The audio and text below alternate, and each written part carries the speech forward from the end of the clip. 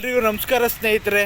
ಇವತ್ತಿನ ದಿನ ಕನ್ನಡ ರಾಜ್ಯೋತ್ಸವ 1956ರಲ್ಲಿ ನಮ್ಮ ಒಂದು ಕರ್ನಾಟಕಕ್ಕೆ ಕರ್ನಾಟಕ ಅಂತ ಬಂತು. 73ರಲ್ಲಿ ದೇವರಾಜ್ ಅರಸರವರು ಅಂದಿನ ಮುಖ್ಯಮಂತ್ರಿ ಆಗಿದ್ದಂಥವರು.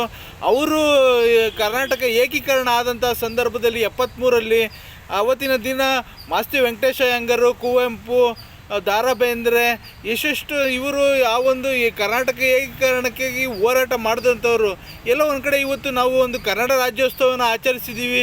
ಒಂದು ಕನ್ನಡದ ಒಂದು ಶಕ್ತಿ, ಕನ್ನಡದ ಒಂದು ಎಲ್ಲಾದರೂ ಇರು, ಎಂತಾದರೂ ಇರು, ಎಂದೆಂದಿಗೂ ನೀ ಕನ್ನಡವಾಗಿರು, ಕನ್ನಡವೇ ಸತ್ಯ, ಕನ್ನಡವೇ ನಿತ್ಯ ಅಂತ ಹೇಳ್ತಿರುವಂಥ ನಮ್ಮ ಒಂದು ಕನ್ನಡಿಗರು ಈ ಒಂದು ಸಂಭ್ರಮಾಚರಣೆಯನ್ನು ರಾಜ್ಯಾದ್ಯಂತ ಆಚರಿಸೋಣ, ಎಲ್ಲರೂ ಸಿಹಿ ಹಂಚೋಣ. ಮತ್ತು ಹಾಗೆಯೇ ಕರ್ನಾಟಕ 4 ವಿಭಾಗಗಳಾಗಿತ್ತು. ಸ್ವತಂತ್ರ ಬಂದಂಥ ಸಂದರ್ಭದಲ್ಲಿ ಕರ್ನಾಟಕ 4 ವಿಭಾಗ ಆದ ಮೈಸೂರು ಕರ್ನಾಟಕ, ಹೈದರಾಬಾದ್ ಕರ್ನಾಟಕ, ಮುಂಬೈ ಕರ್ನಾಟಕ ಮತ್ತು ಹಳೆ ಕರ್ನಾಟಕ ಅಂತೇಳಿ 4 ವಿಭಾಗಗಳಾಗಿದ್ದು. ಏಕೀಕರಣ ಆದಂಥ ಸಂದರ್ಭದಲ್ಲಿ ಪ್ರತ್ಯೇಕವಾಗಿ ಕರ್ನಾಟಕ ಅಂತೇಳಿ ನಮ್ಮ ಕರ್ನಾಟಕಕ್ಕೆ ಮರು ನಾಮಕರಣ ಆಯಿತು.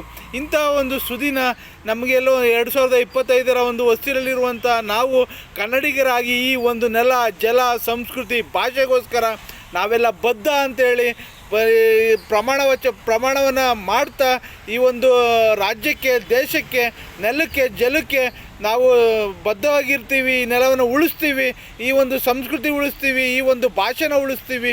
ಈ ಒಂದು ಬಾವುಟದ ಪ್ರತೀಕವಾದಂಥ ಒಂದು ಕೇಸರಿ ಹಳದಿ ಬಣ್ಣವನ್ನು ತಿಲಕವಾಗಿರುವಂಥ ಈ ಒಂದು ಬಾವುಟದ ಒಂದು ಶಕ್ತಿ ನಮ್ಮ ಒಂದು ಕನ್ನಡವನ್ನು ಉಳಿಸ್ತಿದೆ. ಎಲ್ಲರೂ ನಾವೆಲ್ಲ ಒಂದು ಕನ್ನಡ ತಾಯಿಯನ್ನು ರಕ್ಷಣೆ ಮಾಡೋಣ. ನಮ್ಮ ಭಾಷೆ, ನಮ್ಮ ನೆಲ, ನಮ್ಮ ಜಲವನ್ನು ಸಂರಕ್ಷಿಸೋಣ. ಎಲ್ಲ ಅನ್ಯ ರಾಜ್ಯದವರು ಇವತ್ತು ನಮ್ಮ ರಾಜ್ಯದಲ್ಲಿ ಬಂದು ಜೀವನ ಕಟ್ಕೋತಿದ್ದಾರೆ.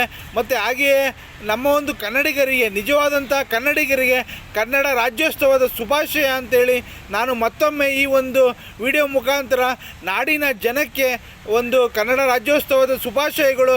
ಎಲ್ರಿಗೂ ಒಳ್ಳೆಯದಾಗಲಿ. ಆ ತಾಯಿ ಭುವನೇಶ್ವರಿ ಎಲ್ರಿಗೂ ಒಳ್ಳೇದು ಮಾಡಲಿ. ಜೈ ಹಿಂದ್, ಜೈ ಕರ್ನಾಟಕ, ಮತ್ತು ವಂದೇ ಮಾತರಂ.